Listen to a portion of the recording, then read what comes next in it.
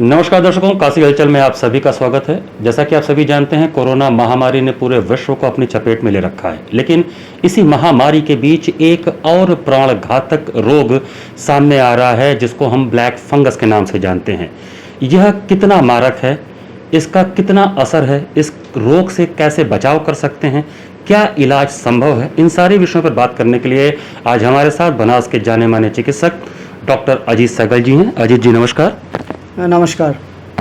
ये black fungus, ये corona महामारी के ही दौरान एक रोग आया है। ये रोग क्या है, पहले इसके बारे में बताएं। सबसे पहले तो मैं ये बताना चाहूँगा कि ये महामारी के दौरान आया नहीं है, ये पहले से ही था, ठीक है। लेकिन इस कोविड की महामारी में बॉडी की इम्यून सिस्टम काफ़ी कमज़ोर हो जाता है, और ख़ास करके उन लोगों में जिन्हें डायबिटीज़ है, हाइपरटेंशन है, उनको कार्डियक प्रॉब्लम है, या कोई रेस्पिरेटरी प्रॉब्लम है, जैसे एज़मेटिक लोग होते हैं, दमा के मरीज़ होते हैं।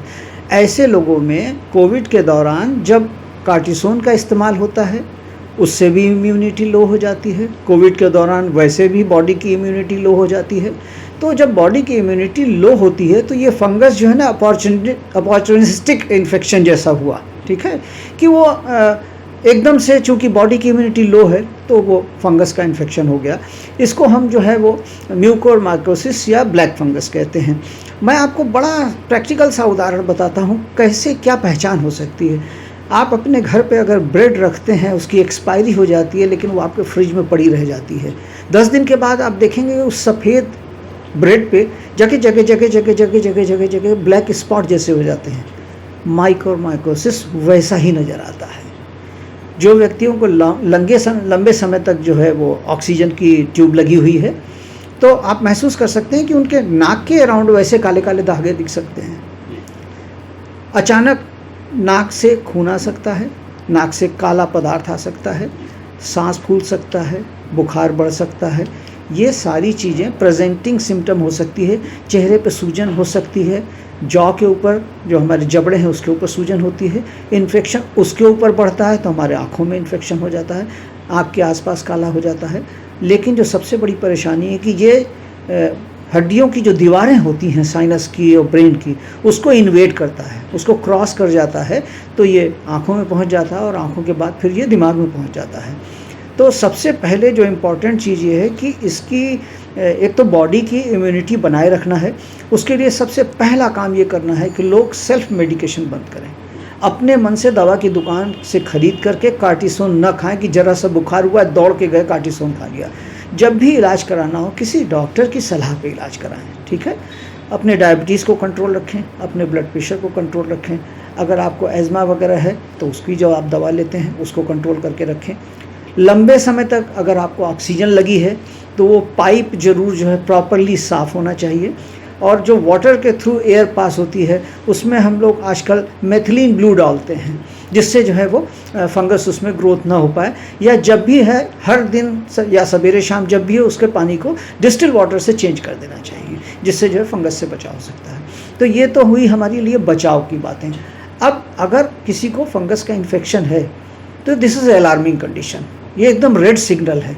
तुरंत जो है वो डॉक्टर की सलाह लेना चाहिए।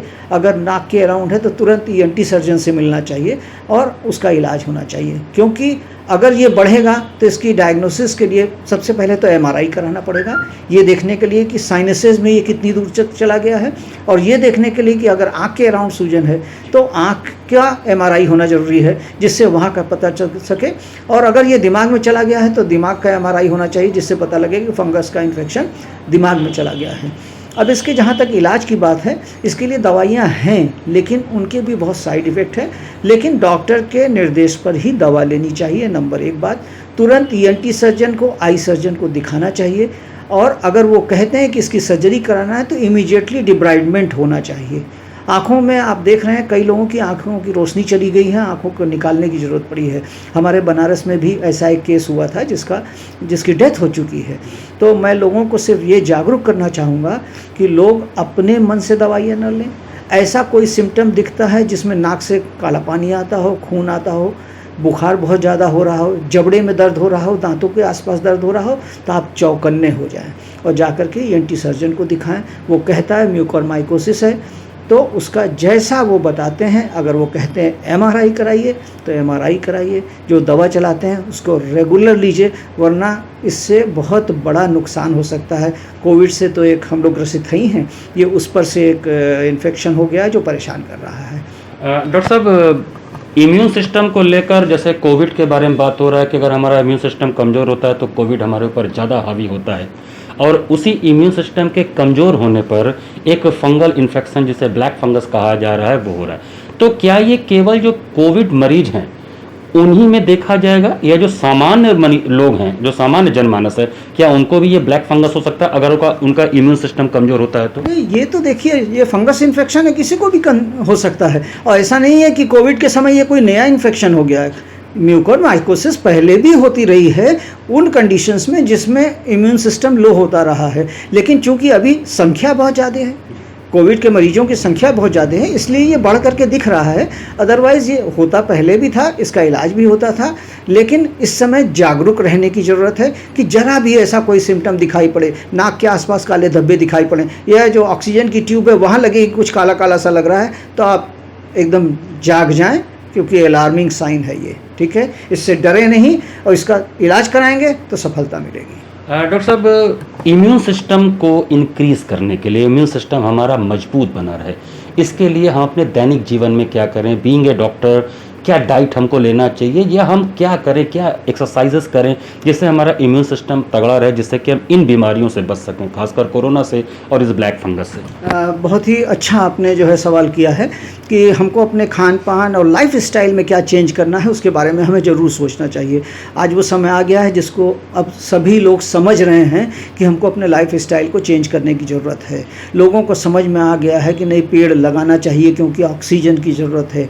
लोगों को समझ में आ गया है कि हमको चीज़ों को वेस्ट नहीं करना चाहिए, अपने शरीर की शक्ति को और मानसिक शक्ति को बना के रखना चाहिए। तो देखिए, शारीरिक शक्ति को बना करके रखने के लिए हमारे पास एक बहुत बड़ा साधन है योग का। ठीक है, रेस्पिरेटरी एक्सरसाइजेस करें, योग करें, और खाने के लिए आप ध्यान रखें कि कुदरत ने हमको हर सीज़न के लिए फल दिए हैं, हर सीज़न के लिए सब्जियां दी हैं। ठीक है, तो आप महसूस करते होंगे गर्मियों में कुकुम्बर आते हैं, खीरा, ककड़ी, तरबूज। क्यों? क्योंकि हमको गर्मियों में पानी की आवश्यकता होती है, मिनरल की आवश्यकता होती है। तो अगर आप सीजनल फ्रूट्स खाते हैं, अगर आप सीजनल सब्जियां खाते हैं, अगर आप पनीर खाते हैं, चना खाते हैं, सत्तू खाते हैं। मेरे पास बहुत से रोगी आते हैं जो कहते हैं प्रोटीन के लिए क्या खाऊं, तो मैं पूछता हूं कि अगर आप नॉन वेजिटेरियन खाते हैं तो आप अंडा वगैरह ले सकते हैं या जो भी ले लें, लेकिन अगर आप वेजिटेरियन हैं तो आप चना लें, सत्तू लें, जो कि सामान्यतः सभी जगह उपलब्ध है। तो खाने का ध्यान रखें, हाई प्रोटीन डाइट लें, सीजनल वेजिटेबल लें, सीजनल फ्रूट्स लें, रेगुलर एक्सरसाइजेस करें, इसी से इम्यून सिस्टम बढ़ेगा। धन्यवाद डॉक्टर साहब। तो दर्शकों, ये हैं डॉक्टर अजीत सहगल जी, जिन्होंने ब्लैक फंगस के बारे में हमसे वार्ता किया। उन्होंने बताया कि ये फंगस पहले से था, क्योंकि कोविड महामारी के चलते इम्यून सिस्टम को लेकर कई तरह की दिक्कतें हैं, और कोरोना के जो पेशेंट होते हैं उनको ऑक्सीजन लगाया जाता है, उनको कई तरह की दवाइयाँ दी जाती है, इससे उनके इम्यून सिस्टम में जो प्रॉब्लम आती है उसके कारण से ये ब्लैक फंगस इस समय ज़्यादा दिख रहा है। सबसे सही तरीका है योग का सहारा, व्यायाम का सहारा, अच्छी डाइट, और अपने इम्यून सिस्टम को अगर आप सही रखते हैं तो आप इन बीमारियों से बचे रह सकते हैं। नमस्कार।